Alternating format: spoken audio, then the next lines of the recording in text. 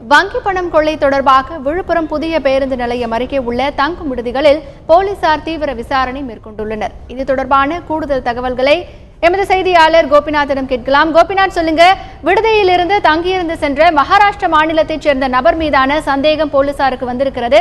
இது பற்றிய விரிவான தகவல்களை சொல்லுங்க கோபிநாத். சேலத்திலிருந்து சென்னை போன ரயிலில் பார்த்தீங்கன்னா 5,75,00,000 கொள்ளையடிக்கப்பட்ட சம்பவம் தமிழகத்தில் மிகப்பெரிய அதிர்ச்சி ஏற்படுத்தியிருக்கு. இந்த வழக்கு தற்சமயம் சிபிசிஐடி விசாரணை மேற்கொண்டு வராங்க. இது ஒரு புறம் இருக்க, விழுப்புரம் மாவட்ட காவல்துறை தொடர்ந்து நேற்று பார்த்தீங்கன்னா இந்த 30 கிலோமீட்டர் தூரம் இந்த ரயில் கடந்து வந்த பாதைகளில் அவங்க விசாரணை மேற்கொண்டாங்க.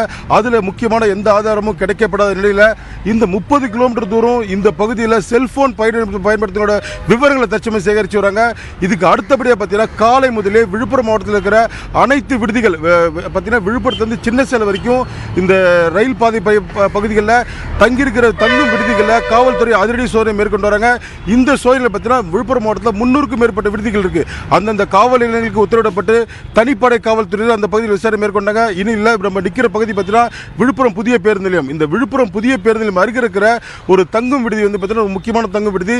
இந்த தங்கும் விடுதியில் சம்பவம் நடந்த அன்னைக்கு பார்த்தீங்கன்னா 8ஆம் தேதி அங்கே இந்த பகுதியில் இந்த தங்கும் விடுதியில் மகாராஷ்டிரா மாநிலத்தை சேர்ந்த அமித்குமார் என்பவர் இந்த தங்கியிருக்காரு.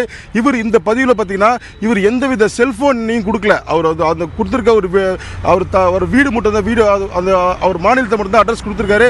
இதில் பார்த்தீங்கன்னா காவல்துறை ஒரு சந்தேகம் எழுந்திருக்கு. இவர் தங்கியிருந்த காலம் பார்த்தீங்கன்னா 2 மணி நேரம் மட்டும் தான் தங்கும் வீட்டில் தங்கியிருக்காரு.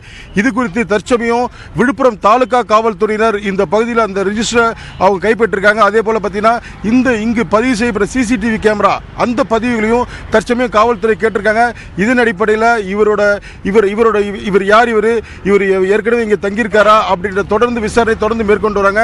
மகாராஷ்டிரா மாநிலத்தை சேர்ந்த நபர் செல்போன் நம்பர் கொடுக்காமல் வெறும் முகவரியை மட்டும் கொடுத்து இங்கே 2 மணி நேரம் மட்டும் தங்கி போன சம்பவம் காவல்துறை பத்தியில் மிகப்பெரிய ஒரு அதிர்ச்சி ஏற்படுத்தியிருக்கு. தொடர்ந்து இந்த விசாரணை தீவிரப்படுத்தப்பட்டிருக்கு.